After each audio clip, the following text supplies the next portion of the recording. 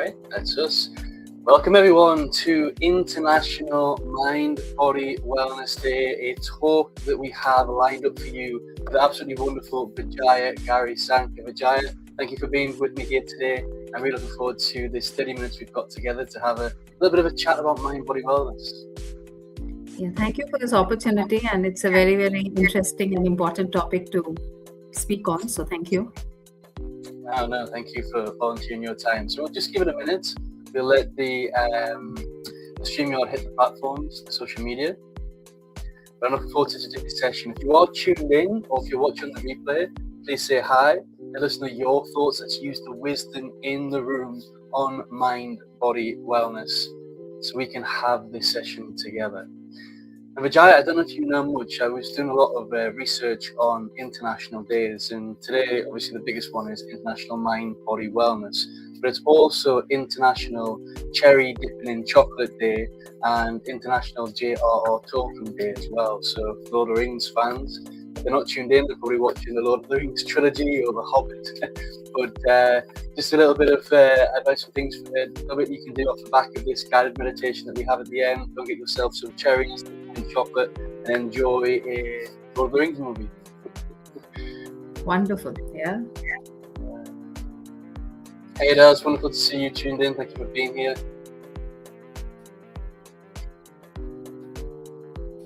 Excellent. Do you know any more international days coming up?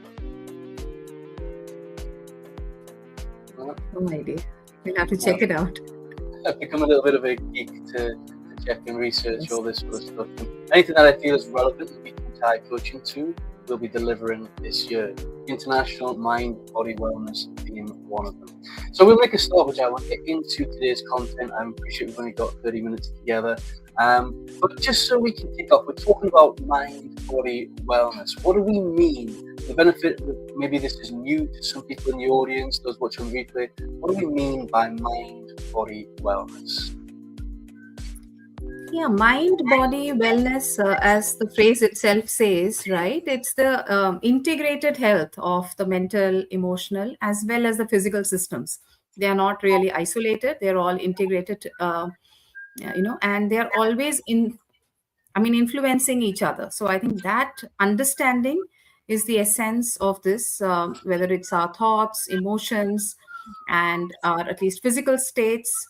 And rather than treating both the mind and body as separate, how can we look at it as one unit, understand, become aware, and hence regulate and align the two of them? Yeah. No, thank you for sharing that, Vijay. So it's about connecting our mind and our body. How do we align the two together?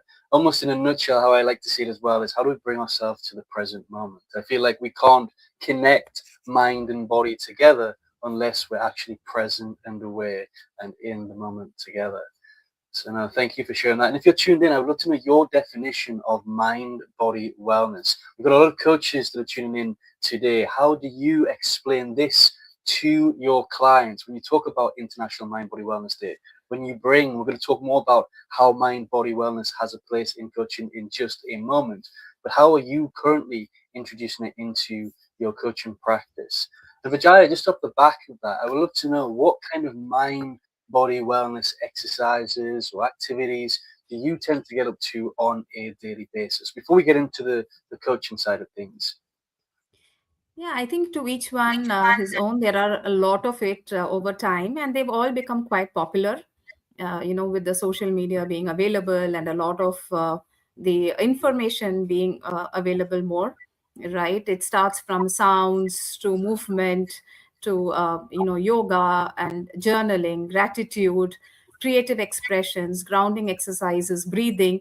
I think the variety has really expanded. What could have been or may have been regional has now become international, which is really wonderful. And some of the things that I do is definitely yoga. I can improve there, but started yoga recently. And what we both, I think, practice is at least meditation, because we both have found a lot of grounding patterns and advantages to really at least meditating. And some of the other things are definitely breath awareness. So whenever I'm stressed and tensed, I often tend to see my breathing is a lot more faster. And because now I'm self-aware, I try to slow down the breathing, change my body posture, movement, just stand up, move a little, or stretch a little, or just relax my muscles, so that the tension that is accumulated in the body releases a little. And that's all due to this awareness. And definitely, I start my day and end my day with gratitude. That is, an essential part of my daily routine. And where Vijaya is, writing can't be far away. So definitely, writing poetry, reading. These are two things that are synonymous with me. They are just an extension of who I am. And yeah, these are some of the things that I have tried to inculcate in my life or include in my life. And one of the other things that I really feel grounds me is drinking water. It may be a little different, but whenever I drink water, it sort of grounds me, it calms me, it brings me back to the present moment, because I can't be distracted when I'm drinking water. So I think that is something that I have really taken on. But there are a lot of other things that are really out available out there, from sounds to instrument sounds and all of that, that is yet to be explored. So this is what I would like to share. No, wonderful. No, thank you for that, Vijay. I'm going to come back to a few of those points that you mentioned, because we've got a lot of people tuned in now. So if you are tuning in, we are celebrating International Mind Body Wellness Day, and we're just talking about what we do in terms of mindful activities or wellness activities to connect our mind and our body and bring ourselves to the present. So, Toka, it's great to see you here. Thank you for tuning in. Adele is saying we need to look after our mind and body and create balance. Alignment is important. It is definitely important. Thank you for that. Brighton Helms is saying water. Excellent. Thank you for being here, Brighton.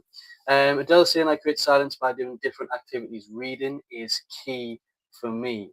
And we've seen a lot of your poems, which I've seen a lot of your writing. I know you've published books, which is fantastic. So I can see that you really invest in your writing and your gratitude, which is really wonderful. Yoga, how's yoga coming on for you?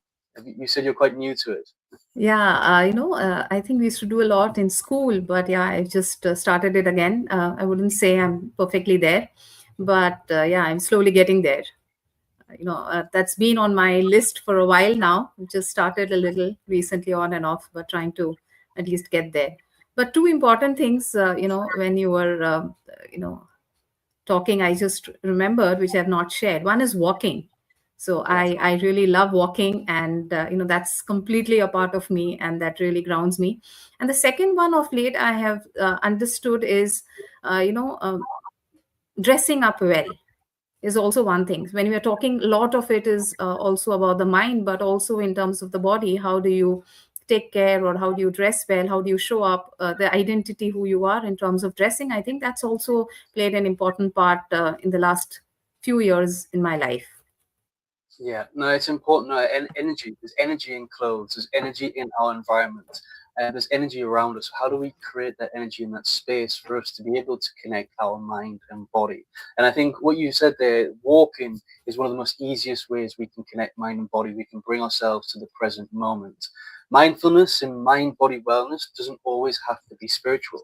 It's anything that brings us in the present moment, anything that connects our mind and body together. One of the biggest things, I unfortunately haven't picked it up in years. I teach a little bit of it while I'm in Colombia, but one of the biggest things that connected my mind and body, which was great for my wellness, was Wing Chun, which is a form of Kung Fu. I used to do that 4-5 times a week. I was so into it. There was a blend of Qigong and Tai Chi in there, along with a lot of other exercises, but I was really grounded. I was connecting my mind and my body, because I understand that, a lot of us want to do meditation, a lot of us do different forms of meditation, but some of us really think that meditation is just about sitting on a pillow, trying to do absolutely nothing, which is difficult, especially when everything's so busy, so much information, just everything the way life is right now. It can be really difficult to sit still. But there's other ways in which we can connect our mind and our body. And we're going to do a guided meditation at the end of the session with Vijaya. So if you're tuned in, stay tuned for a guided meditation at the end of this session. So I'm just going to bring in some more comments, Vijaya, if that's okay. So we've got Jane saying, hello, Paul, Vijaya. Jane, it's wonderful to see you here. Thank you so much for tuning in. Adele saying, in coaching, I help clients identify what pull and drain their energy and how to then create balance and get rid of energy drainers. Now, I think that's a really good point to go on to our next question, Vijaya, which is around, we've talked about mind-body wellness. We've explained what it is, some of the activities that we can do for ourselves, both as individuals and as coaches. But my next question is, what place does mind-body wellness have within coaching? I think it's a very, very important part of coaching. Uh, if the client is open to it, how do we introduce? One thing to remember is at least coaching is always for the client and is led by the client. So if they are open to mind, body, wellness, whatever the form may be, so trying to understand their interests, their form in the past, how they've been able to ground themselves, bring them back into the present moment, release whatever is the tension, or whatever it takes for them to, I would say, go into the space that they are comfortable in for clarity or for whatever they are seeking, right? I think that is very important in terms of coaching. And I have been both a client as well as a coach. And when we wear the different hats, when I was a client, I've seen my coach introduce these things to me with my consent, and if I was open to it. And when I was a coach, I've asked if my clients are open to it as well. It could be multiple things, right? It could be just in terms of meditation, or just being open to using tools to understand their value system or the emotions that they are feeling. It could also be to uh, really understand maybe journaling, gratitude, creative exploration. It depends completely on the situation, and the client. And sometimes it has been as simple as visualization, affirmations, and you know gentle movement. So it completely depends on the situation, but I have seen that it has played an important part in coaching. And it has a lot of benefits, actually, from emotion regulation to understanding, opening up self-awareness areas, understanding the challenge, and it sort of unblocks or opens up or calms the client to be able to find their own path, um, become more intuitive.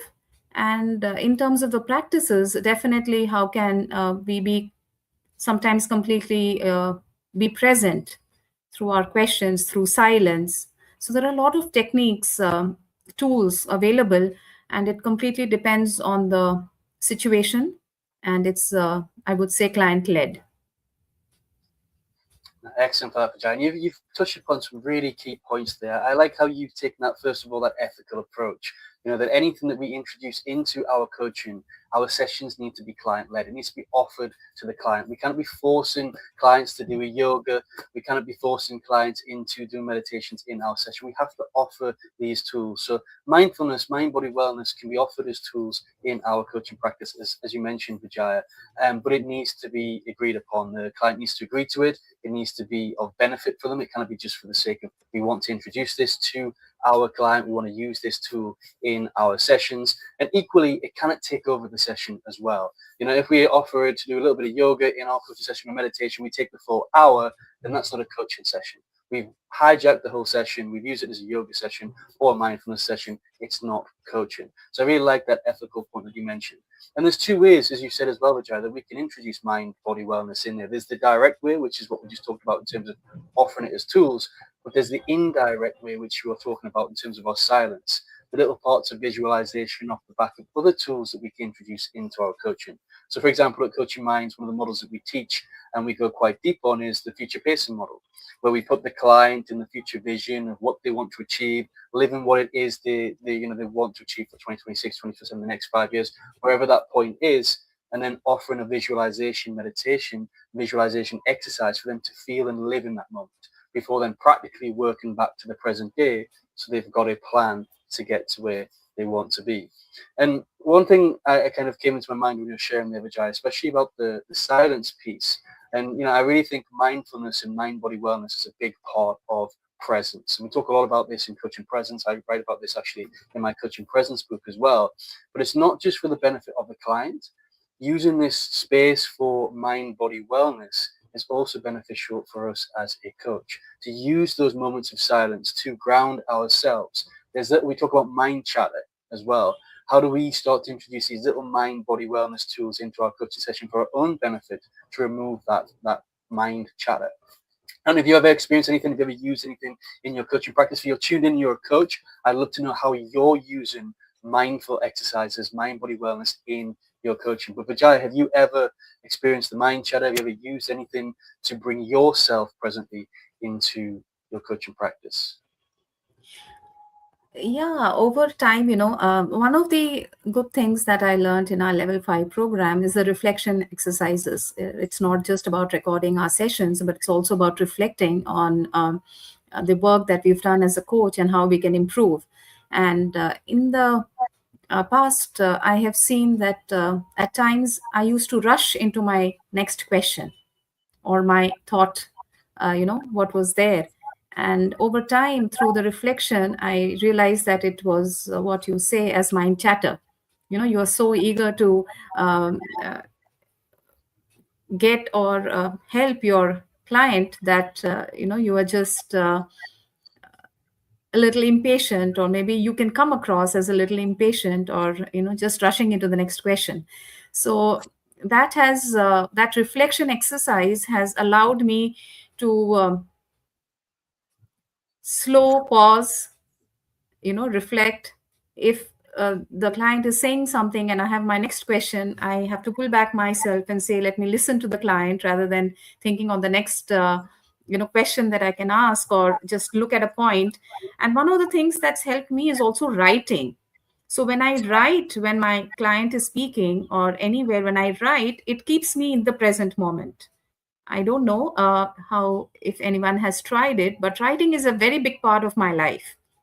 So it keeps me completely in the present moment. It doesn't allow me to wander into the next question or the next possibility. And because I've written down, before I ask the next question, I also look at that summarized points, and then I'm able to think, what is the next question, or what is it that the client wants, and try to be uh, effective there as a coach. So I think these are some of the techniques that I use. No, excellent. Now that journaling, that writing can really help as well. It's a way of expressing ourselves and letting go. As you mentioned earlier, when we talk about the tensions in the body, sometimes it's just letting go of those emotions in the mind, and helping us express ourselves with our writing. So thank you so much for No. that. So what I meant was, I write what my client is telling. Okay, sorry. Okay. Yeah. So I write what my client is telling. So I'm completely present in the, I'm in the present moment. So if you're saying something, I'm writing that down, and, I'm You're looking at that focusing. before Yeah, I ask the next question, rather than allowing my mind to wander. So whenever yes, I'm taking notes is a better way of putting it, instead of yeah. saying right. Yeah. Whenever I'm taking notes, I think I'm more grounded. I'm in the present, and uh, that's helped me from stopping my, Yeah. So mind to wander. you're using the notes as an anchor in your coaching session to remain present. That's Yes. why I thought you were talking about reflection afterwards. We do a lot of reflective journaling as coaches. But no, that's a really great way to anchor Both. yourself to be present, which is wonderful. I'm going to bring in some of the comments. We've got lots of people tuned in. So Adele is saying, guiding the client to understanding of what mind-body wellness means to them. Yep, we need to find out what their definition is. How does our client define mind-body wellness, and what works for them? John is saying, yes, he uses mindfulness in coaching. He's mentioned the 4-step breathing. I'd love to know more about that, John. What is the 4-step breathing? I've not heard of that myself. We've got a few people observing that I'm on a green screen. Yep, this is my beautiful green screen office behind me. Thank you for your observations. Fantastic. Jane is saying, very true. Introducing to the client and explain the benefit is very important. What makes sense to me as a coach might not be relevant to them. Very ethical approach there, Jane. Anything you want to say back to any of these, Vijay, as well, please do jump in and share your thoughts. But I really like what Jane is sharing there. She's keeping it, and the session led and the client led by the client. John is saying, I learned to take time through speaking to myself under my breath as I breathe. That's a really good tip and technique there, John. Thank you for sharing that. And we've got another poet, Vijaya. So he's saying the truth is he's a poet. Wonderful. Excellent. And then John is also saying, have you ever woke up not knowing your own self, such as a hot head that your brain can melt? Yet there's different ways in which we can wake up, different ways in which we can show up, and it's about finding ourselves to that present moment. But it's great to have another poet in the room. He's saying that poetry helps him a lot. So wonderful. Vijaya is a published poet as well. So it's wonderful to have you on board and connected. Thank you for being tuned in. And Jane is also saying writing helps me too. As much as we have AI, I still prefer taking notes during a coaching session. Now, wonderful. Have you using AI at all, Vijaya, in your coaching to take notes? Yeah, I mean, with consent, if they are okay. So I record, and when I'm writing my notes or whatever is the summarized, if there are certain points I may have missed, then I definitely use AI as a AI notes, generated notes, just to ensure that nothing is really missed out. But it's not really replacing, and if it's the same point, it's already typed, then it's of course easier to use it. Why not? Excellent. I'm a big user of AI notes, obviously with the client's consent, because I find I'm on the opposite side of what you were sharing earlier on. When I take notes, it distracts me. I lose my focus. I lose my attention. And I think it's different ways in which we learn. Because the other thing we haven't really mentioned, we haven't got time to go into in detail, but actually understanding our VAC, different ways in which we like to take information. Are we visual? Are we auditory? Are we kinesthetic? This is all part of mind-body wellness as well. Understanding that ours and also our clients can really support. So taking notes really distracts me and pulls me away from the moment. So I'm a big avid user of AI with the client's consent. But my final question for you today, Vijay, before we get into your guided meditation that you've planned to close our wonderful session here on mind, body, wellness, is what are the benefits of bringing mindfulness? We've talked about a few of them already, but bringing mind, body, wellness into our coaching practice, both for the coach and the client. Yeah, as I have asked my clients wherever I've used mind body wellness techniques, and I've tried to reflect as a coach myself, and vice versa when I was a client. So I think it's more of increased self awareness. You are able to feel your mind body connection. It reduces the stress. You're able to ground yourself, calm a little, rather than being very emotionally uh, you know um, I would say, led by the emotions. Uh, and if we are in a very high emotional state, it helps to calm, it helps to bring back. Uh, it brings in a different level of perspective, a sort of third level perspective, I would say, where you're detached, where maybe whatever is happening to someone, and you're looking at it from another perspective. So I think it helps in those techniques, and in those areas. It increases the focus, clarity, and in terms of the decision making, it's not emotion led, it's not impulse led. I would say it's not the first thing that comes to our mind. It's rather, it helps to calm, bring in pros, cons of anything that the client is suggesting. If we are asking them for pros, cons, what do they think about it, how will it impact them later, say 6 months down the line. I think they are able to give better responses for that. And over time, when practiced, or some of them, they take back these tools into their daily lives. It's not just about the 1 hour session. So they take it back, and it helps to build resilience, optimism, and they are sort of self sufficient now.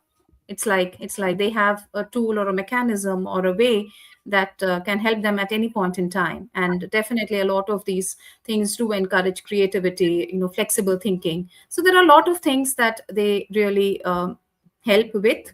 And these are some of the inputs that I've received or I've reflected on, from my clients, or as a coach or as a client.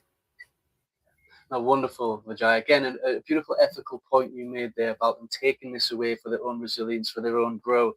Because one of our roles as a coach is not to make our clients dependent on us, it's to make them independent. We want to equip them with tools that they can take away and do on their own time in their own space and environment.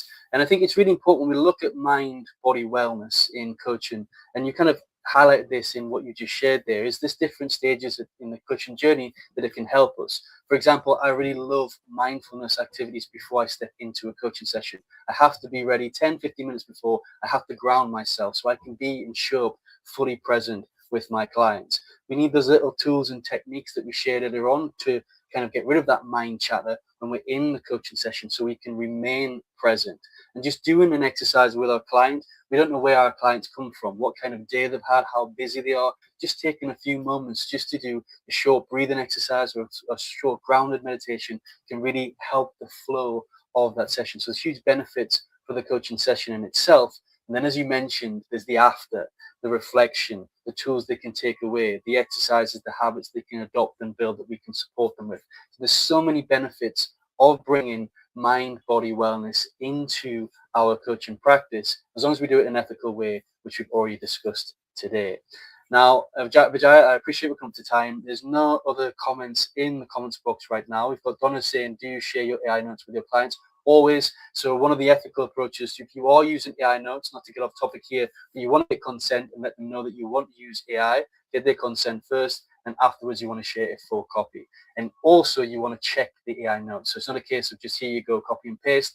There is sometimes data inaccuracies and written inaccuracies on your notes, so check them beforehand. But bringing it back to the topic, Vijaya, is there any last words that you'd like to leave our audience before we go into your kind and generous guided meditation for the final part of today's session? No, I would love to know, from them how they are using it, and if anything that we discussed today was at all beneficial. Yeah, I would love to hear from them. It's always learning, and learning is always, at least multi ways. It is indeed. We're using the wisdom from There's lots of tips and suggestions from the audience already. So I want to say a huge thank you to everybody who has tuned in already, who's sharing their thoughts, sharing their opinions and perspective on mind body wellness. Happy International Mind Body Wellness to everybody who's watching on the replay as well. Please do put them in the comments box if you do have any questions or any thoughts. And now we're going to, so please don't go anywhere, because we're going to go into a nice guided meditation with Vijaya to close today. And Vijaya, I also want to say a huge thank you to you for being here with me today. The energy's been fantastic in these past 30 minutes. So as always, thank you very much. And I'm looking forward to grounding myself now with you in the next few minutes. Thank you. Thank you, Paul. Thank you. Thanks.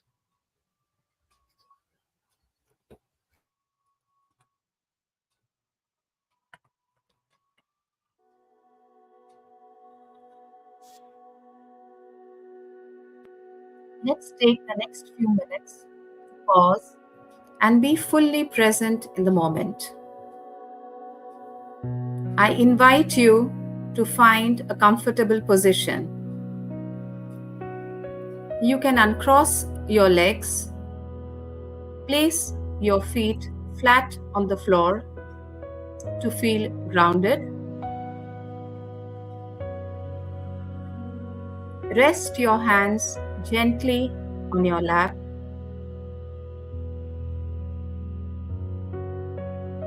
If you feel comfortable doing so, gently close your eyes.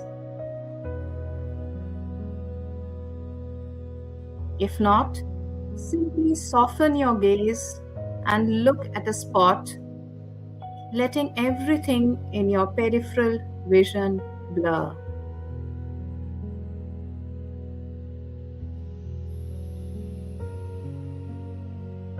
Take a moment to be present in this beautiful present moment.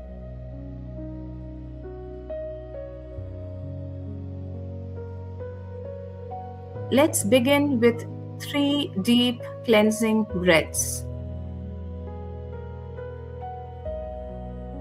Inhale deeply through your nose for a count of 3. Hold it for 3 seconds. And exhale slowly through your mouth with a soft sigh.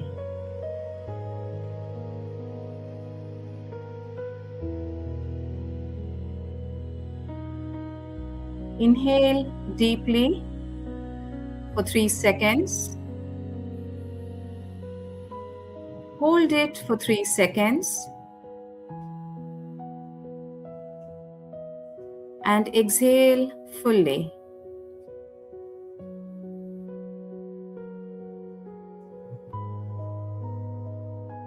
One more time. Inhale deeply for 3 seconds. Hold it for 3 seconds. And exhale.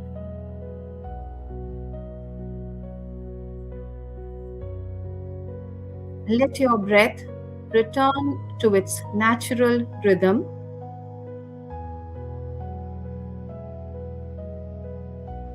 Don't force it or change it.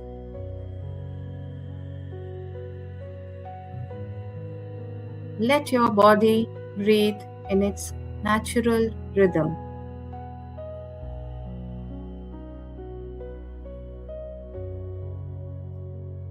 As you continue to breathe naturally, scan your body for any pockets of tension. Your jaw, your shoulders, your back,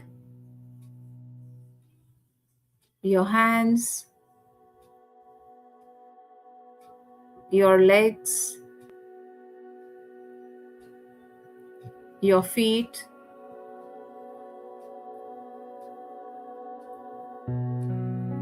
Release the tension from every portion of your body.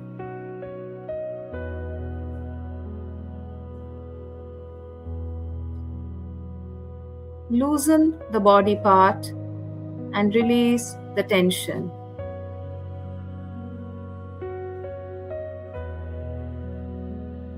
Ease the muscles of that area and release the tension.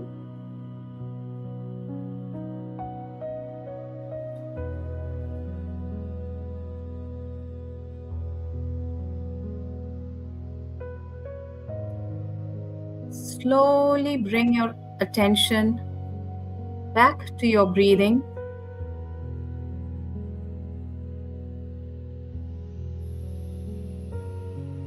Let us be grateful that we are breathing today, that we are blessed with life,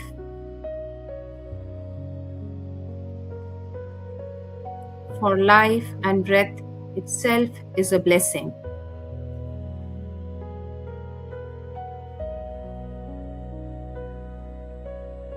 Notice the gentle rise and fall of your chest.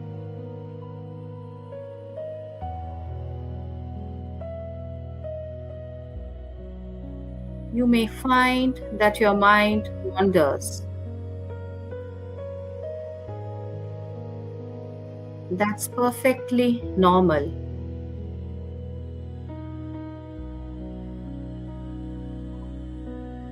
Your mind may be thinking about the next action item, a conversation, a worry, a to-do list. Gently guide your mind back to your breath.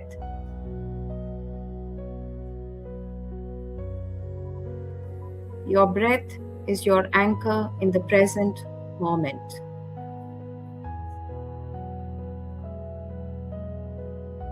Take a moment to appreciate the stillness that you've created for yourself. You can return to this anchor anytime you need during your day.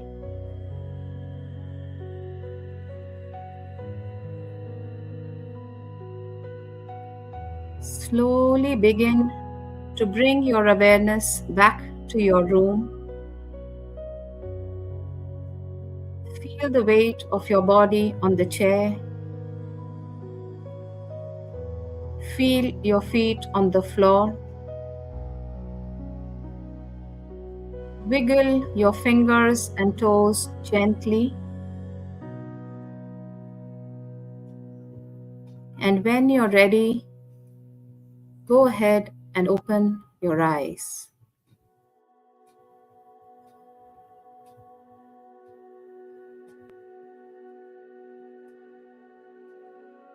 Thank you for joining me today in this guided meditation.